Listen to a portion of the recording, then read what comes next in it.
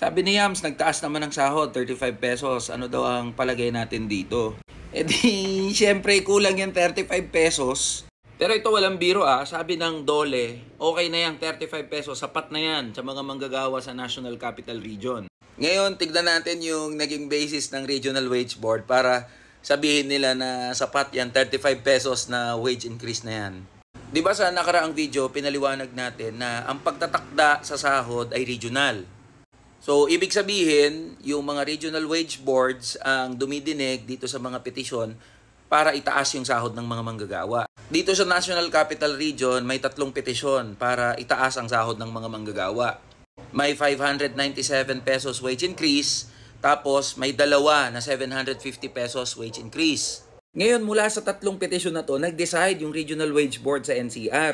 At sabi nila, matapos ang masusing pag-aaral, 35 pesos lang daw ang kailangan ng mga manggagawa na wage increase. Nakasulat mismo doon sa Wage Order number NCR-25 na yung poverty threshold ay nasa 452 pesos lang. Ang kahulugan ng poverty threshold ay ito yung halaga na kinakailangan ng isang tao para mabuhay sa isang buong araw. So kasama na dito sa halaga na ito yung pagbili mo ng food and non-food na mga bagay. Ngayon yung ginamit na datos ng Regional Wage Board ay yung poverty threshold noong 2021 pa. Kung gagamitin natin yung preliminary poverty statistics mula mismo sa PSA, ang kinakailangan ng isang tao para siya ay mabuhay at mabili niya yung food and non-food na mga pangangailangan niya sa isang buong araw ay nagkakahalaga ng 16,557 pesos. So kung i-divide yon sa 22 working days, pumapatak na nasa 750 pesos kada araw ang kailangan ng isang individual para maitawid niya yung minimum na mga pangangailangan niya.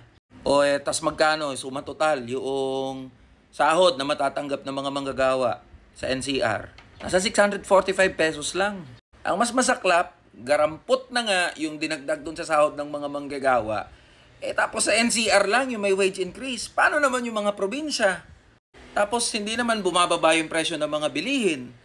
Paano mapagkakasya tong 35 pesos na wage increase?